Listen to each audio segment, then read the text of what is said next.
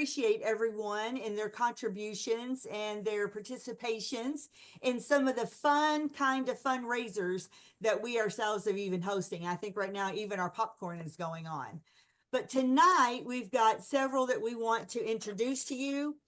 We want to talk about the ways that you can grow your community in your area, which may also include your family members. And that's what we want to talk to you guys about, and how that you can get together, have a good time with family, and helping everybody to understand, what we're fighting for and what we're raising money for. And that is to find a cure, find a therapy, find something that's going to make a difference in our lives day to day and help us to get back to working what we need to have working, right? Isn't that what we want? So tonight, Greg, I don't really have to introduce Greg, right? I wanted to let you know that he is going to talk about the golf tournament that we host annually. First, I want to say, as Norma did very quickly, thank you to every one of you for being here to participate in this tonight. You know, the fundraising that we do, there's work involved, but there's also a lot of fun. And when we get to the end of a project, we look at what we've raised, and we're just thankful that we have that to put toward medical resource, toward trying to find those treatments and cures. So I look forward to hearing what a number of you are doing. There are a couple of us who are going to talk about golf, and I may pick up some things from Elier and her mom and their group that we can add to ours. So as we talk, if you have any questions, let us know, because what we hope happens tonight is that some of you who may have been thinking about doing some fundraising will decide that, based on what you hear tonight, that it's not quite the chore that it might be, and you might have some fun doing it. So let me talk for a few minutes about our golf. Excuse me. We've been doing the golf event for about 10 years. We missed 1 year during COVID, but we only missed one. Carrie, my cousin who lives here, who used to be a state ambassador, she's no longer that. But about 10 or 11 years ago, she called and said, I want to figure out a way to raise some money. And she was thinking about walks or runs. Well, none of us knew much about walks or runs, but I have spent my life on the golf course until I reached a point that I couldn't. And so my brother had been a principal at a school in which he had done a golfing fundraiser. So we all sat down and said, how can we make this work for SPF? So I'll give you what I think some of the keys are to how we do it here. And let me say at the outset, your community, your group of friends, the potential sponsors and golfers you may have, may require you or allow you to do it different or even better than we do. We live in a rural area that's got some smaller cities around us. We've got an industrial complex about a half hour down the road. And a key here is there are 4 of us in this area who've got HSP. We don't know of anybody here who has PLS, but all 4 of us work annually on this golf fundraiser. And one of us one of our members that is involved in that has worked for years over in what we call the Calvert City Industrial Complex.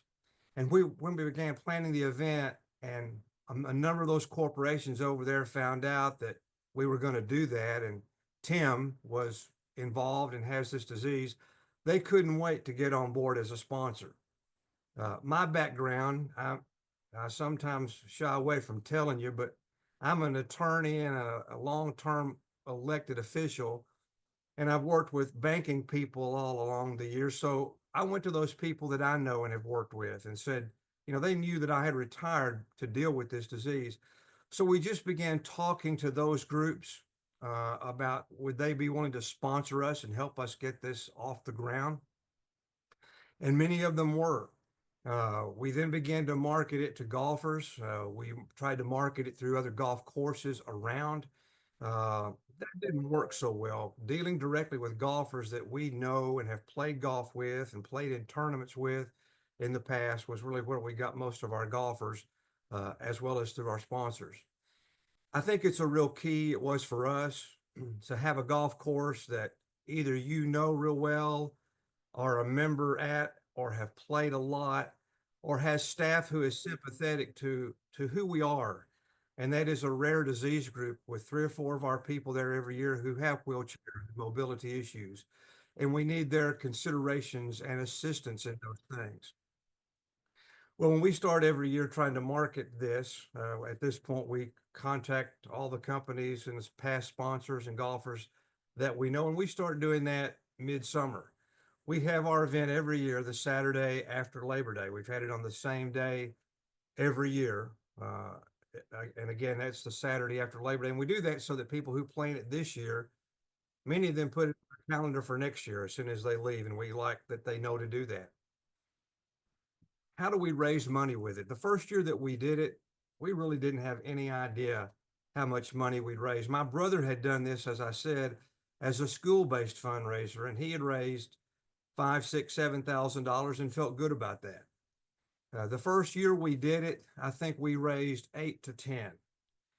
And that was just the beginning. We were very pleased with that as a first year event. But each year it has grown. How much do we raise now?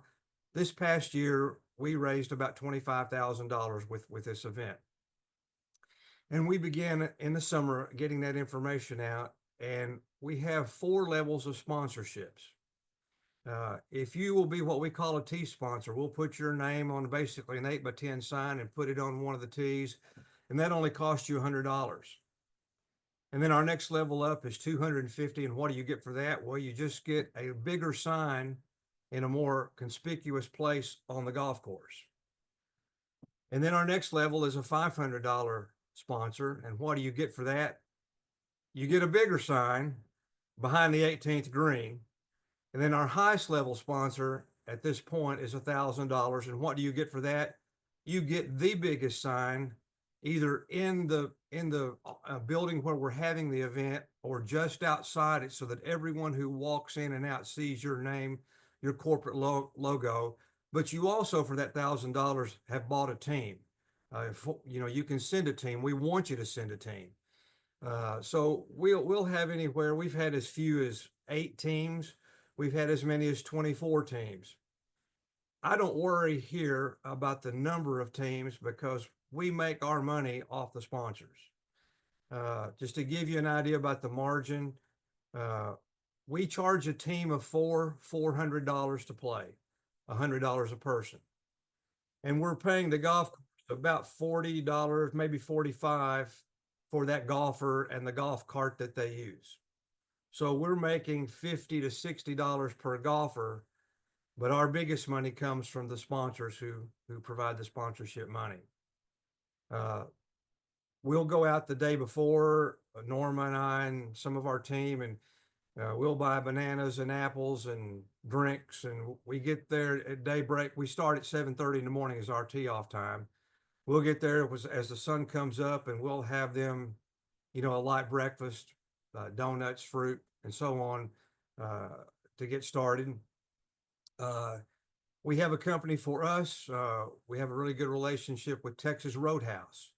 And Texas Roadhouse has, as a sponsor, provided the lunch for our golfing team and everybody who is affiliated with this event every year. And of course, that saves us some money, gives Texas Roadhouse a prominent location as a sponsor in our event as well. So we'll come in the morning. The golf course we deal with. We've had other courses where I've even got friends who either are ownership or on staff who've taken a pitch at trying to get us to move this event. But we decided not to do that because the staff where we are takes care of us so well. When we get there, as part of the golfing, we will have a number of contests. You can make money in some extra ways depending how many of your team can help you. For instance, every team can buy a mulligan for $20 a golfer, and almost every team will do that. So that's a little bit more money. And then we have games on the course. One that we like to use that I hadn't heard of until a few years ago is called the birdie hole. And what we do there is, if your team, when you get to this par 3, if you give us $20 more, then if any member of your team has a ball on the putting surface after you tee off, everybody picks up and you put a birdie on your scorecard. It makes play a little quicker, gives us a little bit more money. Some key things that have worked well for us in the past, and this is more difficult to do, and we haven't been able to do it every year. But for a number of years, Tim and Tina had great connections with the St. Louis Cardinals, and everybody in our part of the world, or almost everyone, are Cardinal fans. I've even got on my St. Patty's Day green Cardinal shirt tonight.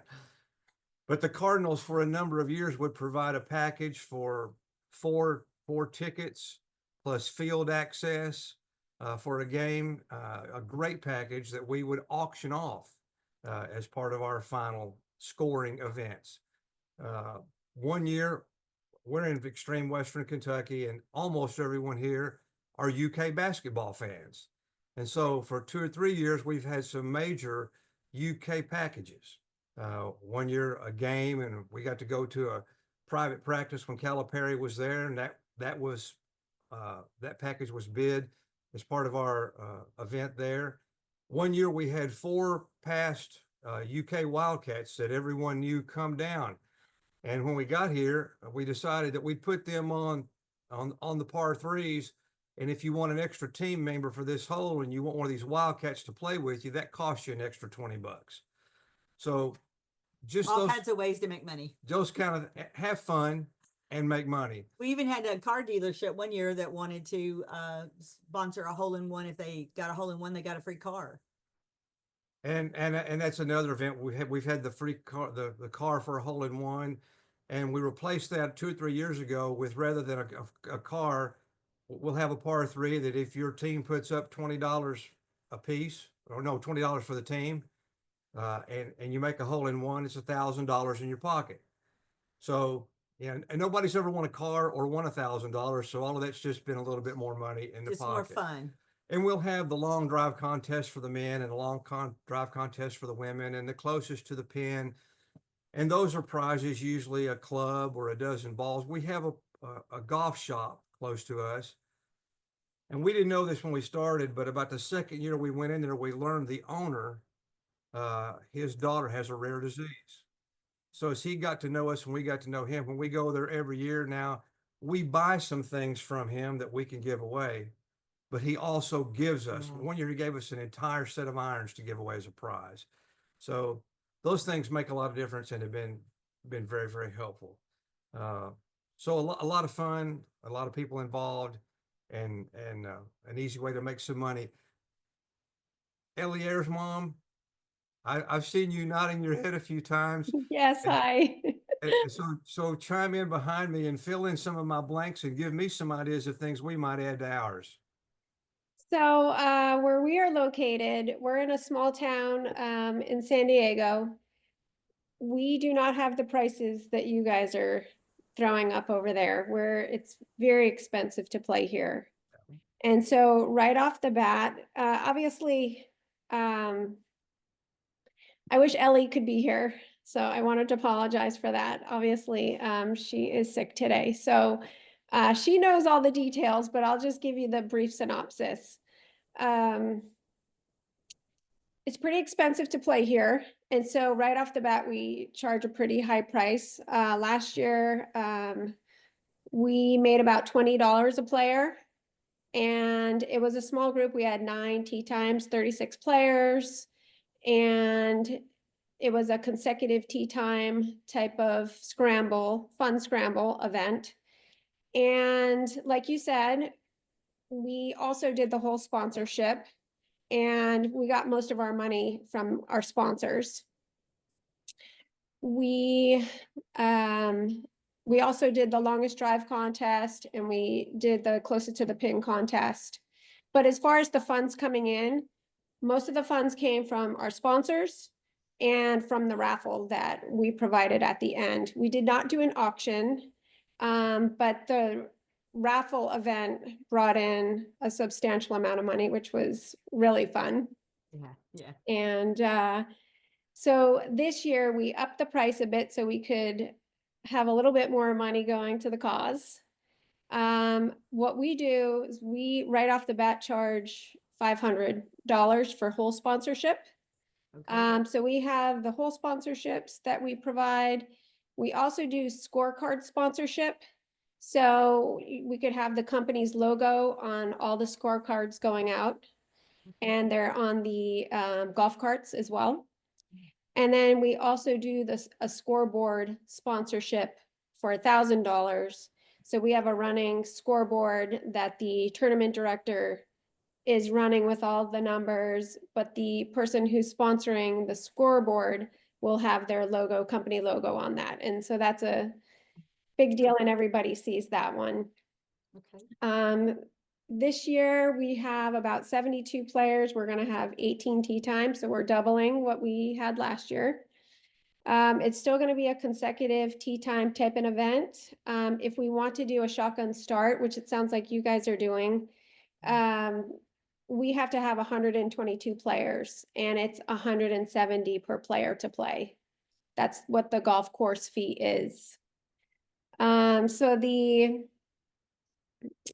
we have also considered maybe possibly moving the event, but we're in a small community and we have a lot of support here. Elier has grown up here in Coronado. She has been on that course since she was 4 years old, and she's the captain of the golf team for high school. And so everybody knows her, everybody knows what she's doing. And, we have a lot of community support. So we don't want to move our golf location, but we do get enough with sponsorship. We're going to be doing lunch this year, and we have some really, really great raffle items that we're raffling off. So it's going to be a lot of fun. And that's coming up, right? So when is your golf tournament? It is April 27th. Yeah. So yes, it's coming up. It's on a Sunday. And so that's one of the other benefits of doing a consecutive tee time type of event, because we can do that on the weekend. But as soon as you want to do a shotgun start, it has to be at our location. It has to be during the week, which is really tough to get 122 players available, to play. So Do you guys have an informational sheet or something that you email out to potential golfers and or sponsors? yes. So what Ellie did was, I work at Kaiser Permanente, and so does my husband. My husband has HSP, and he's an orthopedic surgeon. So we put up flyers at work, and everybody who played last year, everybody who has donated is all on the web blast. And Elier has been interviewed and in the newspaper several times. So she's reaching far in San Diego. And so that it's just kind of by word of mouth, and then in newspapers, and she's been on the news here in San Diego. So it's just, Well, let me say, I know we've got other things to talk about, but let me say, because I can tell Elier's mom and Norm and I, if any of you would consider, if you have access to a golf course, you know about golf, you've played golf, you'd like to think about doing one of these events, we'll be glad to get you information and help coach and help from here if we can, if you want to think about doing one of those kind of events. Yeah, let me kick off. Does anybody have any questions about golfing and trying to raise money working with golfing activities? Okay, if you don't now, we'll catch questions again. So let me go ahead now and introduce Jim. Do you want to take off and talk to us about 5Ks in general?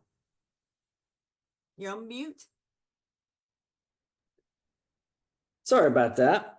Yes, I would love. I've got a couple quick things about golf I want to share with you. For those that are not golfers that don't know what a mulligan is a free stroke. So you can pay $20, and then if you have a bad game, you can say, I'll strike one of those strokes off my scorecard to help you out. For a free car, you think, how can they afford to get a free car? Usually what happens is there are insurance companies that you say you get a car dealership, whatever, that's going to offer their free car. And what they do is they pay an insurance company so much money as an insurance policy because the odds of a hole in one are not very high. So that's kind of how that works. And then again, as Greg said, if you have any questions about golfing, if you want to do someone, if you know some people, if you know some golfers that might want to try to do this, let us know. We also have a golf guide that we just picked up recently. It's from a third party company, but it has all kinds of ideas, a lot of the same stuff that both Christy and Greg and Norma has said. So if you need help with anything, whether it's golf or anything, don't hesitate to reach out and we'll get you that information. All right, so I'm gonna talk about the 5K run, walk, and roll. We've been doing this now. I think this will be the 7th year coming up. That will be May the 1st through October 31st. So look forward to that. There'll be some updates here soon. The main purpose of that is to do something physical. Many of us are in wheelchairs or use walkers or whatever. So the main thing is to try to do something physical, raise money, and spread awareness about HSP and PLS. So that's the main deal. Now we think, or I think, most people can either run, walk, or roll some form or another. But if you can't, and you want to do something else, pick a physical activity. In the past, we've had some folks that play golf, some that play tennis, some that swam, pickleball. There's all kinds of different ways. There's actually a gentleman last year, he's a rower, and he had a rowing event and raised money for his 5K. So it doesn't have to be a 5K event per se. Pick any kind of physical activity and do it, say, for an hour. And if you need to split it up, if you can't do anything for an hour at a time, do 20 minutes this day and do 20 minutes in a couple of days and 20 minutes a couple of days after that. Make it work for you, and please don't do anything crazy that'll get you hurt. That'd be great. If you don't like doing things physical, think of other things. Tammy Moynihan was supposed to be here tonight to talk about how she did a poker night, and she did a golf tournament as well, and also a private dinner. She did all of those as part of her 5K. So again, don't feel like you have to do a running event or walking event for a 5K. Some kind of physical activity, some kind of physical activity is great, but if you want to do your own thing, that's fine too. So let's see here. I'm going to share my screen. All right, can everybody see that? The SPF page? No, we don't. And you have permission. All right, I'll go back and do, oops.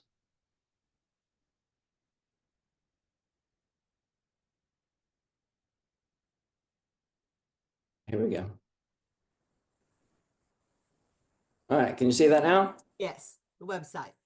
Okay, great. This is the website. And so if you want to find out about events, specifically the 5K, when we get into the 5K season, this top left thing that's now red, it talks about the talk tonight, but that will have 5K information. So if you want to register to participate in the 5K, once that's changed, you can click on that.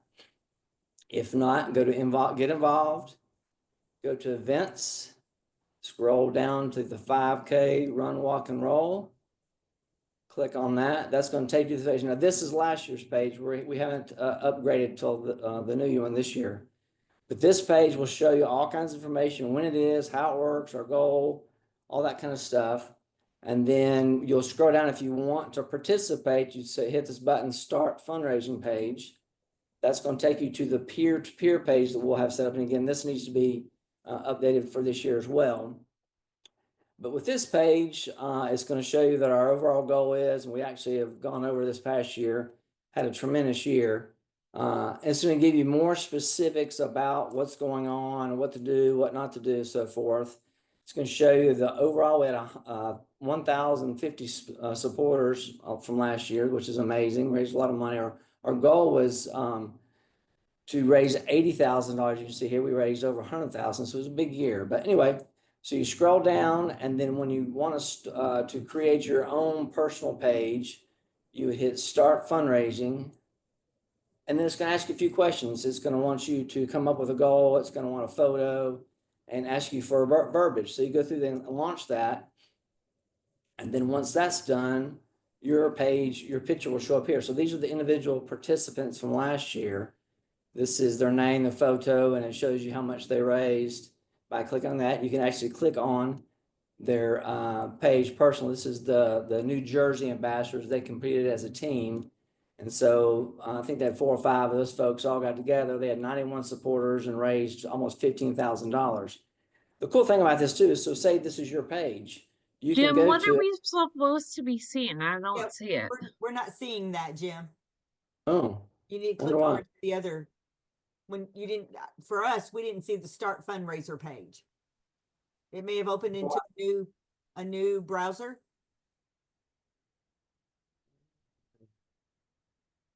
sorry about that. Let's see. You guys know I'm not the technical wizard, so let me see. Go back to share your page again, and it probably opened up a new tab, and you need to pick on the new tab or the new. Okay.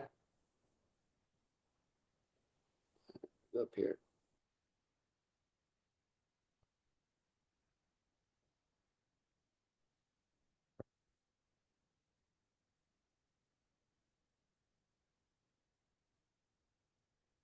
Here we go.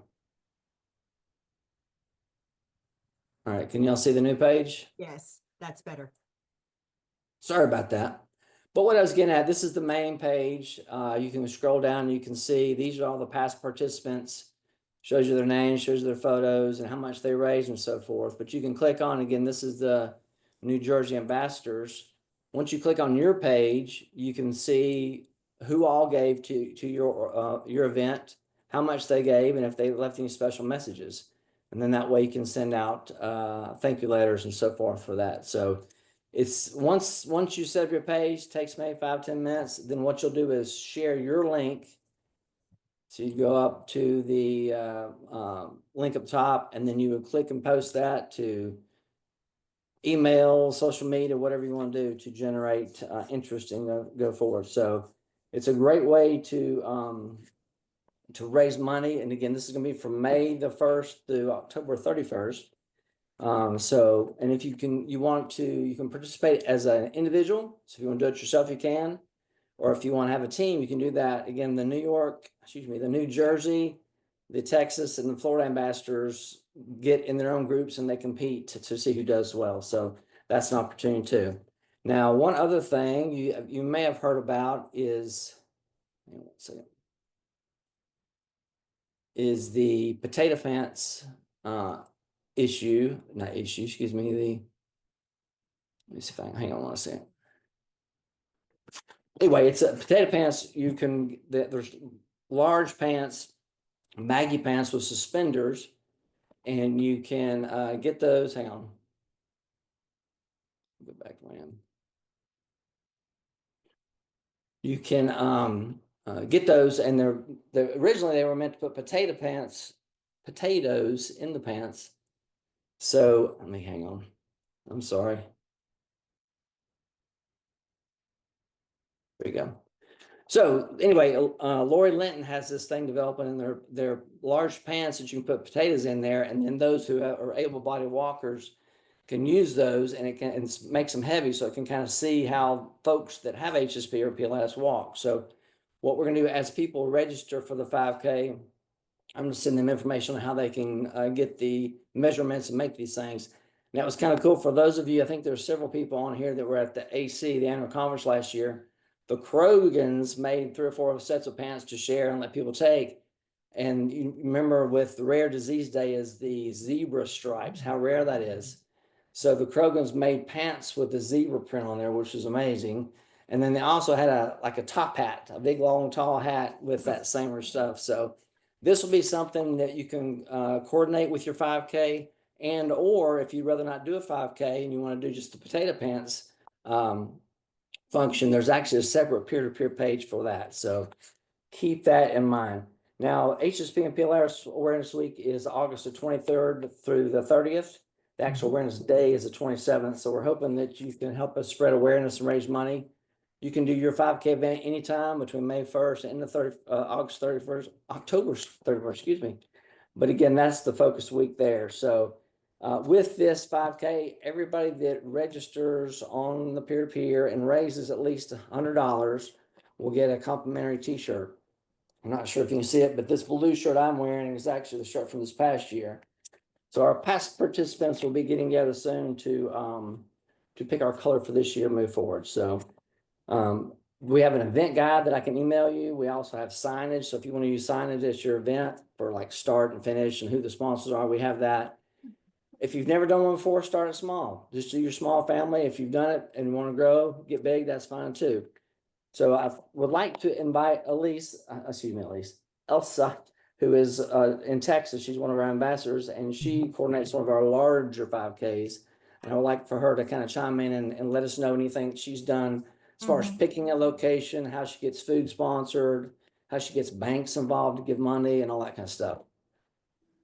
Okay, well, here I go. As you were saying, Jim, I started pretty simple. I started in our community where we live. It's a gated community and we do have really nice trails. So we started off really small, like just with our family. And so we might have started with 20 people. And then we've, this last year, we've grown over 100 people now that join us to do our 5K.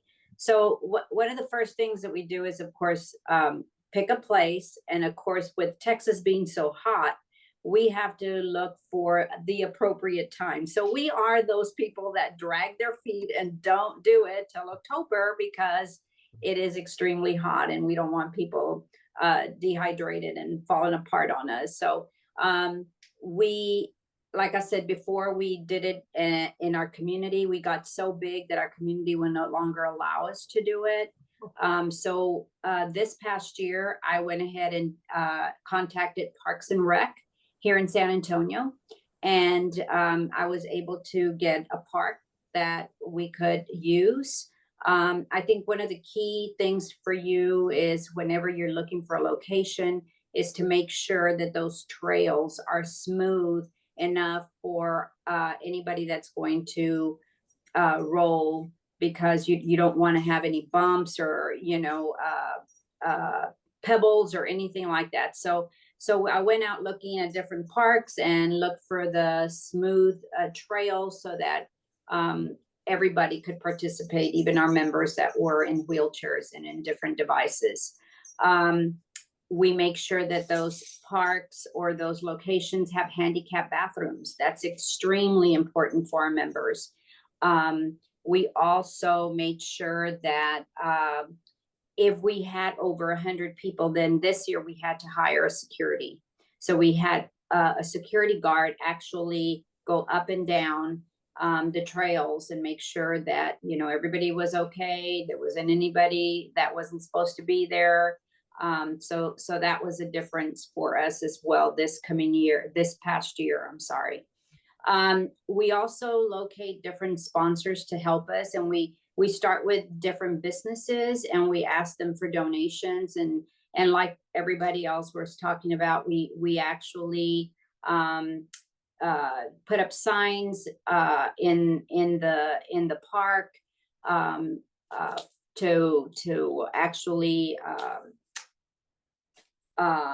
indicate to everybody who were our sponsors and give them credit. About 3 years ago when I started, my son works at a large bank here in Texas, and there's different locations here in San Antonio, in Austin, in Dallas.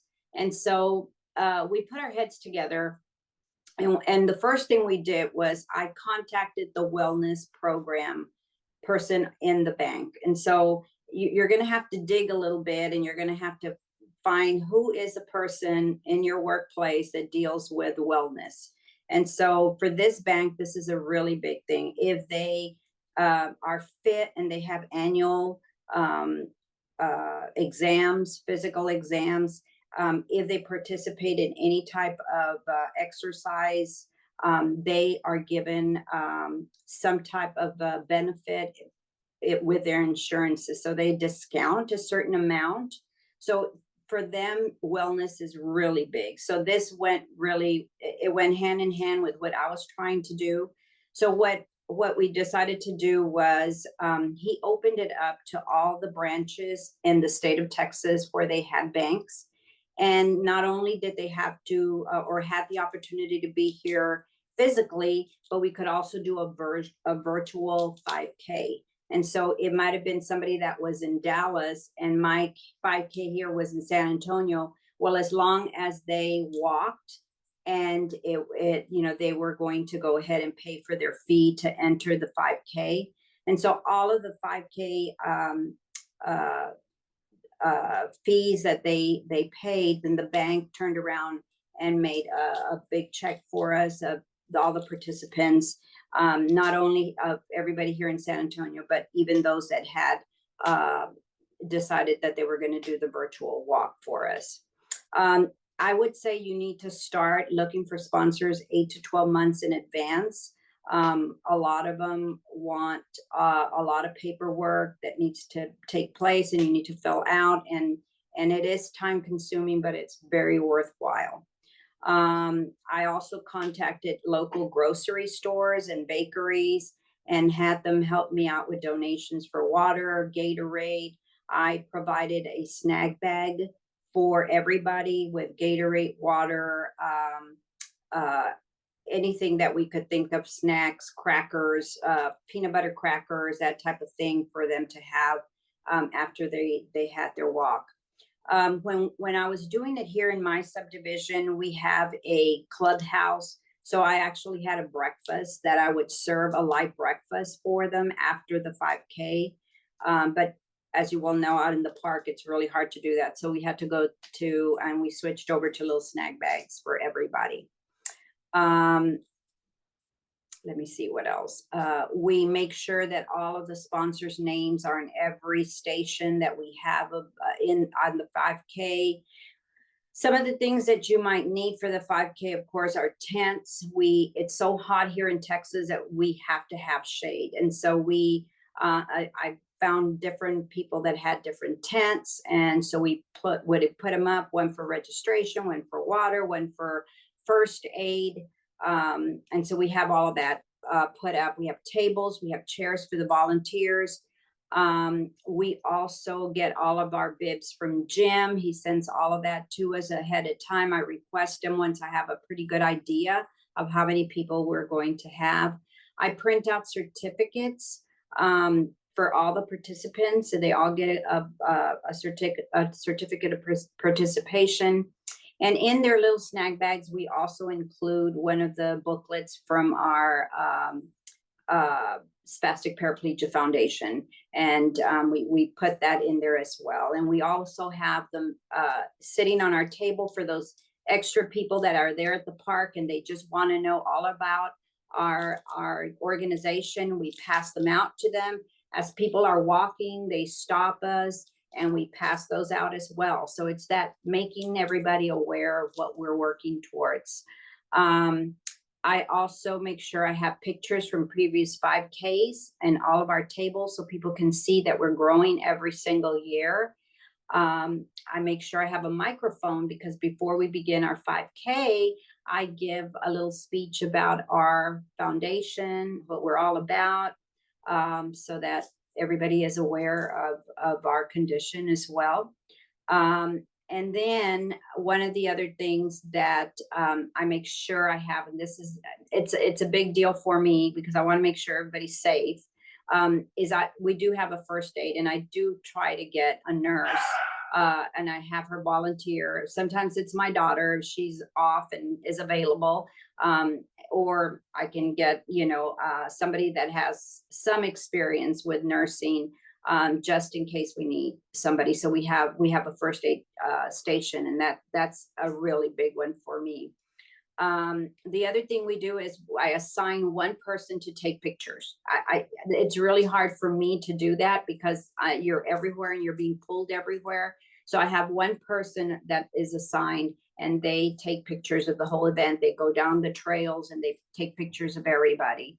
I also assign one person to be in the parking lot in case we have any member that needs help. Maybe there's not enough. We try to make sure we set aside parking for handicap, but if they run out pretty quick, we have one person out there helping bring our members in. We also make sure that we well inform all of our members of the 5K. I send out texts, I send out emails, I make phone calls, you name it, I do it to try to get everybody here to participate. Unfortunately, I think the most that we've ever had has only been about 4 people at a time in one of our fundraisers. I wish I could get everybody out here, but I know it's hard for a lot of people. You need to make sure that you have your trail markers, because you have to mark your trails, make sure people are going down the right trail. We also have a start and a finish sign for our race.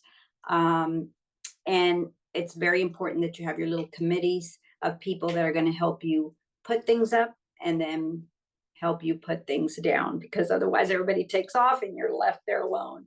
So very, very important. And then, of course, we put up flyers everywhere that we possibly can, in our subdivision, my husband's offices, where we go to PT, anywhere we can think of, we put flyers up. We send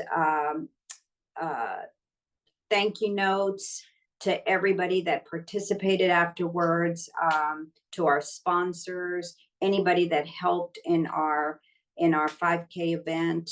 And so it is a little bit busy for us to get all of this done. But I think if you start with plenty of time and you plan out, you know, you can make it happen.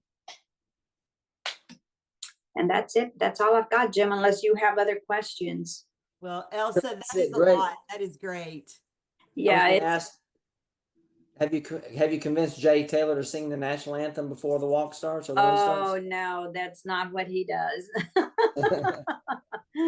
Well, those are some wonderful pointers, some great ideas, you know, and not all of these events are going to be what you need to do.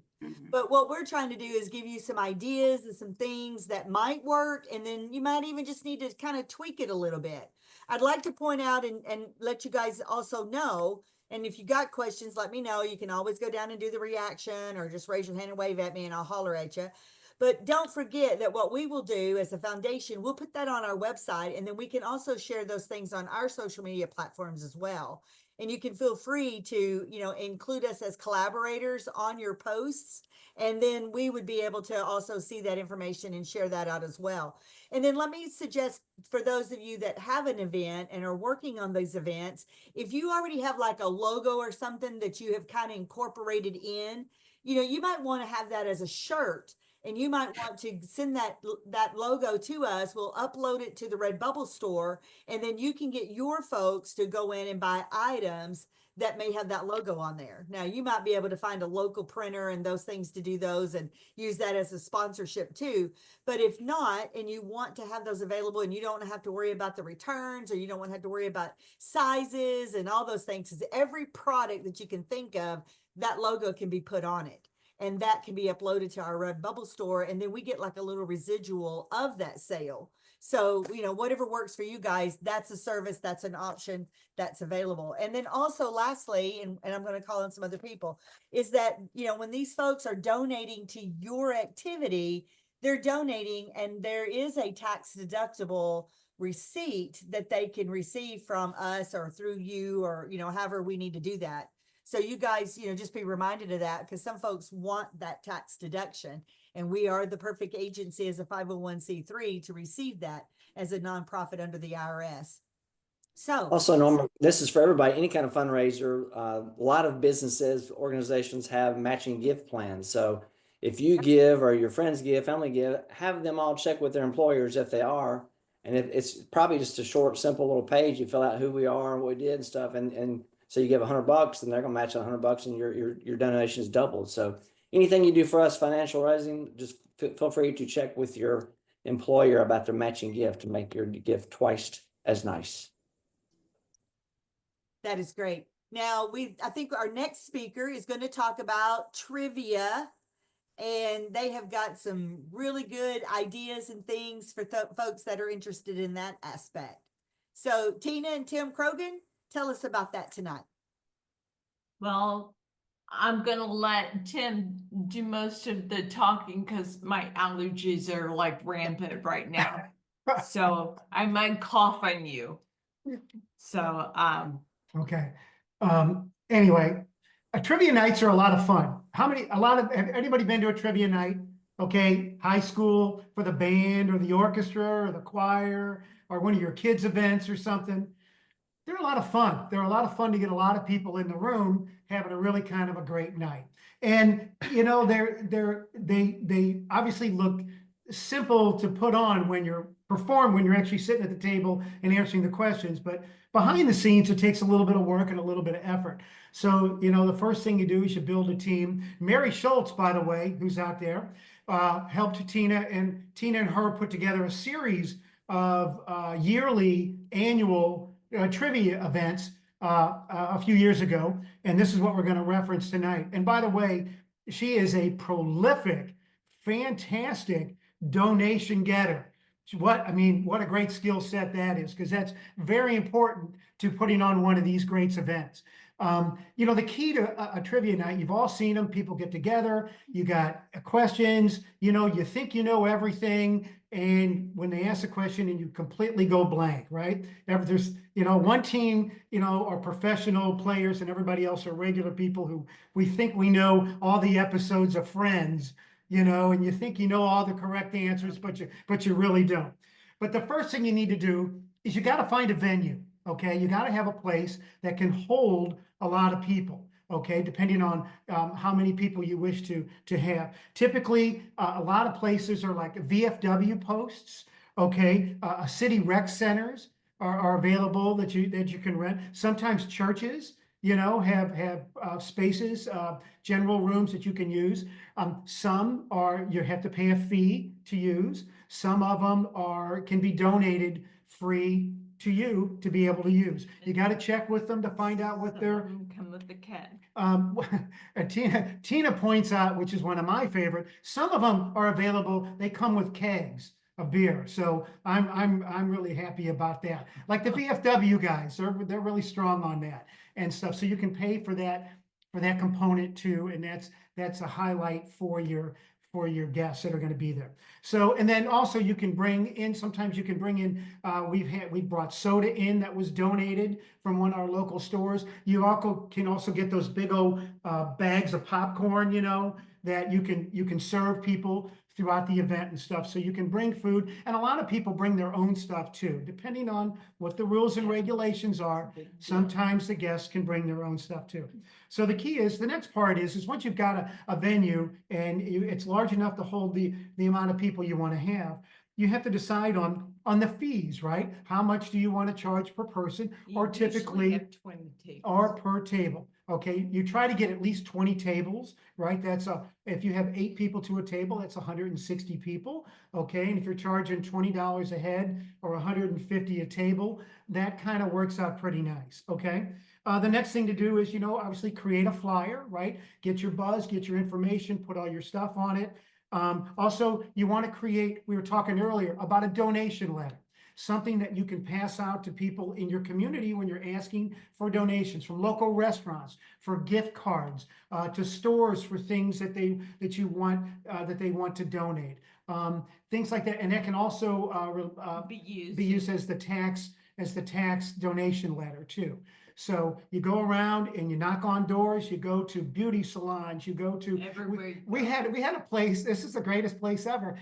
It was one of these karate places that for kids, you know what I mean? That, you know, you go in and you teach the kids how to karate, and they gave like a half an hour or an hour session for a couple of kids or something, or a karate. It was a karate themed party. I don't know what it was, but you know, they were happy to donate that, and we auctioned that off. And actually we do silent auctions too, but we'll get to that in a minute. So donations are a big deal. So make sure you create a donation letter for that. Another thing is, with some of the donations, you do a silent auction. Greg mentioned earlier, years ago we were able to get tickets from the St. Louis Cardinals and a gift package that was worth hundreds and hundreds of dollars that we would put out there. It was a great experience. It was We would make a basket. we would make a basket of stuff to go with it, like, you know, some plush toys and Cardinal memorabilia, a t-shirt and a hat and stuff like that. And we would put that in for the silent auction. Those things, if you've ever done these things, you've done them at churches, you've done these things in a lot of other places, they're cool. People watch the signatures. They go over and they see who signed after them, and they go back and go back, and it keeps incrementally getting higher and higher and higher through the event.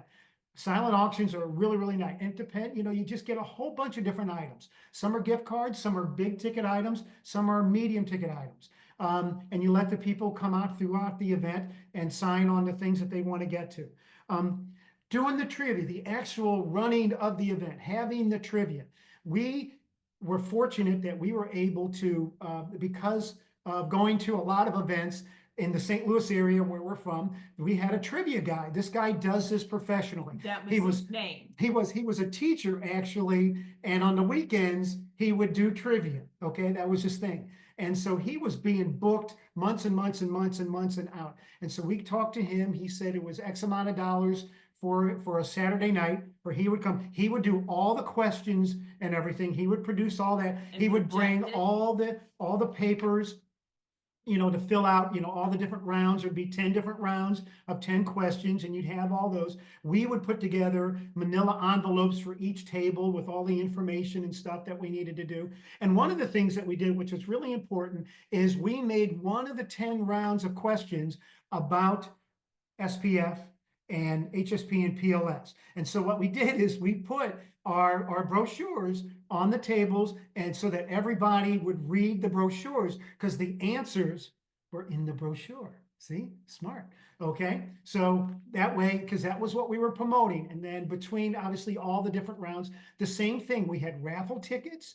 We would raffle off an item of sometimes we would do SPF swag. We would have like magnets and stuff like that we would put together, and we would pull 50-50. raffle tickets. We also would do what? The 50-50 raffle. The 50-50, that's a big deal. 50-50 is a lot of fun to do.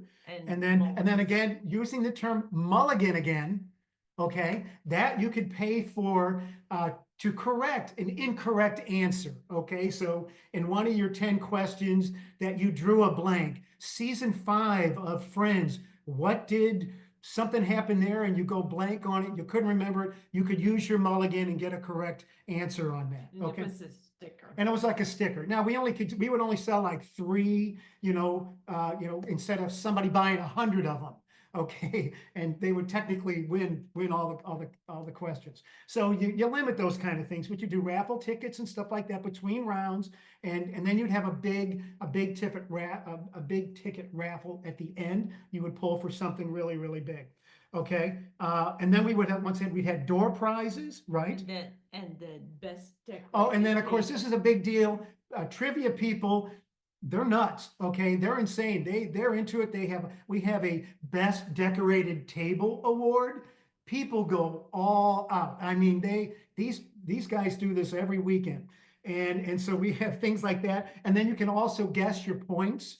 Like if some people will say, I think we're only going to get 65 of 100 questions, or 71 questions right, which is just enough to get your driver's license. Okay, you just need a 71, okay, to pass your driver's license. So that was my favorite number. That's all I need. So those are the things you could sell. You could sell anything in any way you want, and these are all these little cash prizes that are given out throughout the event. But like what Elsa said, you really need to have a small army of helpers. Right.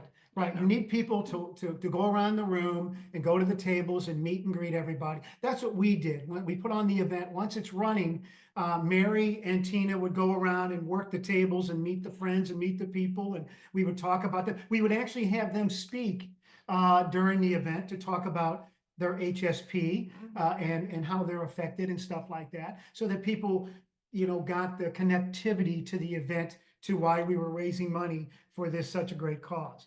But So we would use like Mary's daughter. Mary, didn't we use your daughter and her friend to score or something one year? And then she got points at visitation. Oh, yes. That's what I was gonna say, is in St. Louis, there are a lot of private schools in St. Louis. Yeah. And you can get service credit for doing things like, we had scorekeepers or runners that would go to the tables and gather up answers that people provided and bring them to the scoring table. So, and they got service points for that. Didn't cost us anything, but it really helped to have that army. And Tina said something about you need a small army of helpers. That's an understatement. We definitely need that. Yeah, a lot of work. And it's just fun. It's a fun night. It's a fun night. And the best part is watching the room when, especially when you know the answers to the question and you're seeing the people they just can't get it. And, you know, trivia, you know, and if you want to put on one by yourself, you can always use the questions in the Trivial Pursuit game. There's, you know, you can create your own. There's a million versions of that. You can do movies and sports and all these other kind Yeah, of things. but I would So- suggest, you know, spending the money and having a professional company do Sure. it is well worth it. And we actually got it donated, so. Yeah, somebody would donate, oh, I want to pay that particular person's fee to do that. And we were lucky enough to have that done Yeah. for us. But that's once again part of the donation process. And it's really just a fun night to get, you know, we would love to do 500 people in a room. But you know, that would be a huge undertaking, but you do them. And so the ability is in all the donations and all the stuff you got.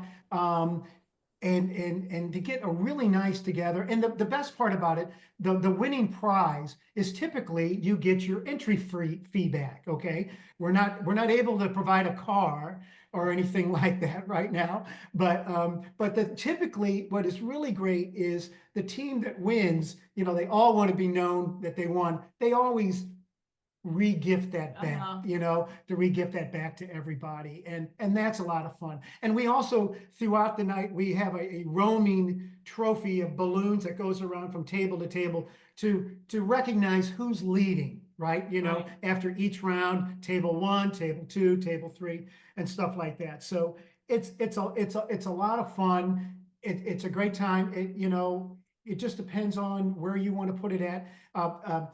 We were talking earlier about, Elsa was talking about, you know, at her community, you may have a community room. You might be able to do it in a space like that.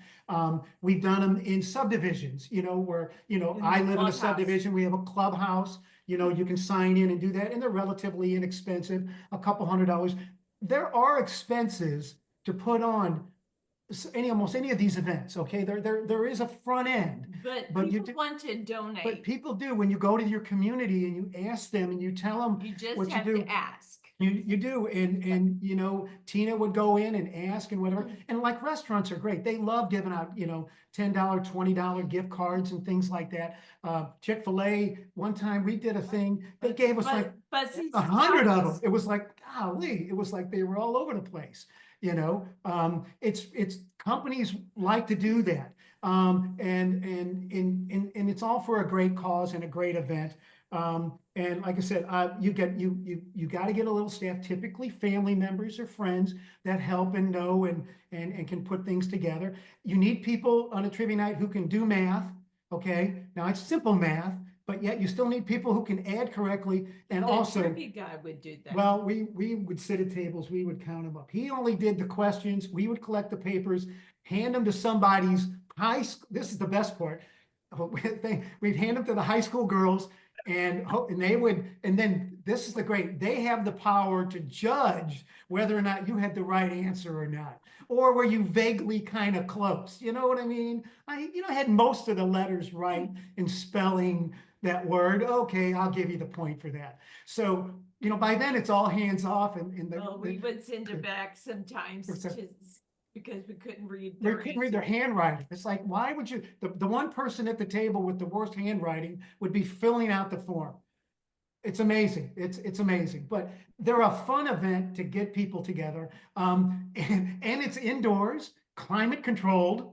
So you can do it any time of the year. And so, and it's a lot of fun. Right, we would so- always do it like the third week in April, something like that. Yeah, somewhere where it's kind of, you know, when you try to find a time where the hard part is, you know, everybody's busy all the time. So you find a weekend when everybody's kind of free between events and stuff like that. So it's, you know, you can make them as fun and interesting as you want. You can make them as complicated as you want.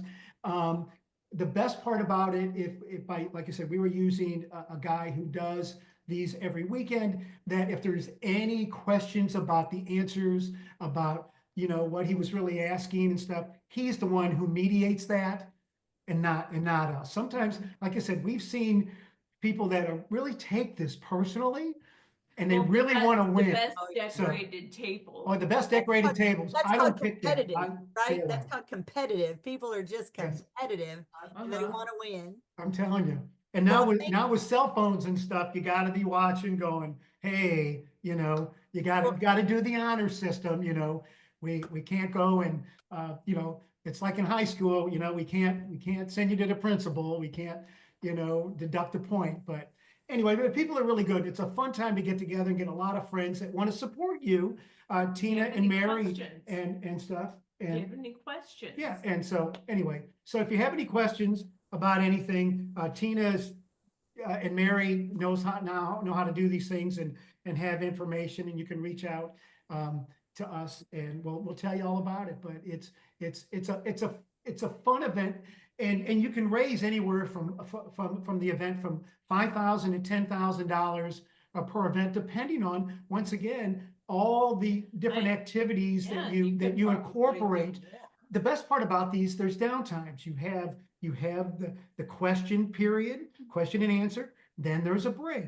Then there's a scoring going on in that break, and then you're pulling a raffle ticket, Right. somebody gets to win something. People get to take breaks and get a beverage and do some food and stuff like that. And then there's round two, okay? And so it works really well to structure that there's plenty of time to do all the calculations and do everything, and to do more fundraising and walking around and meeting and greeting with people. It's a lot of fun, and we really enjoy it. So that's all we got. You should Thank do you, one. Tim. Thank you, Tim and Tina. I really appreciate that. I think there's so many ideas that everybody has, and whatever works for you and your family and your clique, your tribe. That's what we want to do, is to be able to provide you guys with some ideas, provide you guys with you know, whatever tools that you may need. You know, we've got the back platforms that can be a great place for you to have a website just for your event. And then you could share that URL, and that way family and friends can kind of see that as a competitive opportunity for you to raise funds and see their name scrolling, that they are supporting what we're all fighting and not what we're all trying to deal with. There's all kinds of ideas, and it's just a matter of your imagination, your location, and how your family sees. It could be something related to hockey or soccer, or, you know, anything. It could be bourbon trails. It can be a bar crawl. There could be ATV and Jeep poker runs. You know, you could do some kind of thing at the workout gym, wine tasting. You know, there's all of those kind of ideas. It's just kind of limited to what your thoughts are and what you think that you can work with your family and friends to put that in motion and to get that going. You mentioned a lot of things, and I know we're running up on the hour, but let me ask, we've got a lot of people who've been watching and listening. Let me ask all of you guys, is there anything any of you have been involved in or do from a fundraising perspective that we haven't talked about that we might consider in other places?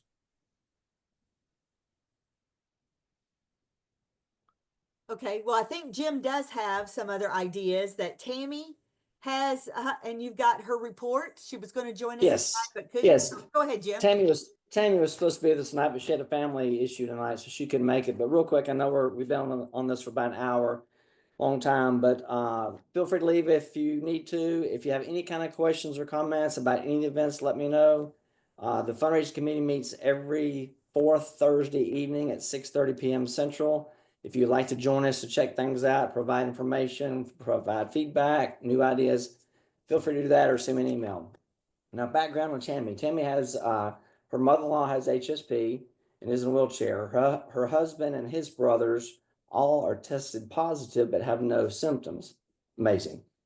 Sad news is her 12-year-old son and a niece both have symptoms. So it's kind of, you know, it's the crazy disease we live with, HSP and PLS. But one of the three events they did was a poker night. And this was mainly done with Tammy's college daughter who did it all. But they figured out, and she didn't tell me what room they got, but probably like what Tina and Tim said, just find one that works, check with your school or wherever. They determined they had the room they had could seat about 20 people. And what they did is they set it up, it was a poker night, and they said that everyone got a certain amount of chips for $25. and you go through, you play your games, do all the different poker stuff. And as you need more chips, you can pitch in more $25 to get more chips. So that was done. And there was not a financial outcome at the end. What they did was towards the end of the thing, they based on the amount of chips, poker chips you had, you could put those in for raffle tickets. They had all kinds of stuff that got donated prior to the event. So based on your earnings playing poker, you cash those in for chips, and then you're able to get door prizes and stuff like that. So that was basically her event there. And again, if you have any information, any questions about this or her private dinner, let me know and I can get you in touch with Tammy. So next up, they did a private dinner, and this was actually at Tammy's in-laws' house. And at first she reached out to some private chefs to see if they could bring in a private chef to do a gourmet meal and all that kind of stuff. That didn't work out, but she did find a local restaurant that was able to provide a nice gourmet meal at a reduced price, and came in and prepared it and had it all done in the house. So that was very nice to find a sponsor to take care of that. They determined how many people would fit in the in-laws, I guess, living room. And then they determined a list. The in-laws got a list of all the people they thought that would attend. And then they sent out a mailing and explained what was going on. They explained the disease, what Tammy deals with, what Madeline deals with, and what her husband deals with, all that kind of stuff. And then they had tasting, food tasting. It was all kinds of nice food, bottles of wine. They had little goodie bags and stuff like that. So anyway, long story short, it's just these unique things. You don't have to do a 5K running event, walking event. Come up with your own idea, or let us know. We can help you put together some events that may help you with what you want to do to help raise money for the foundation. So That sounds great. So as you Mhm. guys can see, there are just many, many ideas. And again, we've got tools in the back offices. We've got people that are willing to help. You could have that own little website kind of created for the peer-to-peer. You grab that URL, send it to family and friends. You know, if you need us to try to work with you and think about graphics, you know, we can definitely do that. You know, there's just so many things, so many ideas. I know Molly had to leave early. She had some questions about the virtual thing. I mean, that is absolutely brilliant, Elsa. I mean, that's just brilliant that you could have folks that would say, okay, I'm going to do a 5K fundraiser virtually. And for somebody that's kind of like, you know, willing to support you in what's going on. I mean, it could be a Zoom of any kind for that matter. Call it what you want to and just get a bunch of folks and friends together. Tina, you got a comment? Yeah, Linda Gettner used to do this walk by proxy, Yeah. or, you know, where Yeah. you could, Yeah, that's a great idea. walk for somebody. Yeah, that is a great idea. I mean, there's so many things, you know, and most importantly, it's not, I mean, I know you've got HSP, many of you that are trying to be, you know, there to help, your caregivers are trying to help. But what you're really doing is you're building community, you're building family awareness, and you're building community awareness around something that you have to live with day in and day out.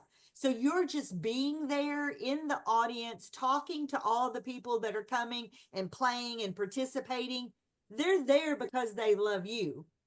And they're there because they realize that, you know, a little bit of what they can do can make a big difference in your life and in the lives of our foundation in order to try to see what we can do to find the research. So, you know, that takes money, and that's unfortunate as it is, but it is what it is.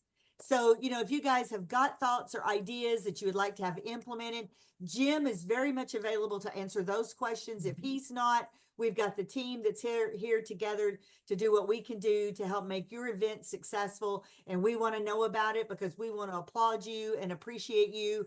And we've even created a page on our website. I don't know, Jim, you or Dina might be able to grab that and share that quickly, but we've called it You're Our Heroes. And we then have featuring your events on our website with your photos. So we want to make sure that we give back to you guys and all the work that you're doing. And that's our way of showing to you guys our appreciation from the foundation. Thank you. So can you grab that, Jim? Did you get a chance to grab that and show that hero page? again, I'm not the technical wizard. Let me see if I can pull it up here. Hang on. Okay.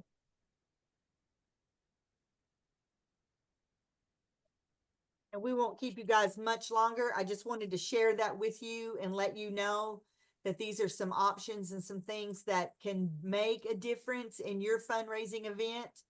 I And got it. okay, thank you, Dina. Okay, great. Uh,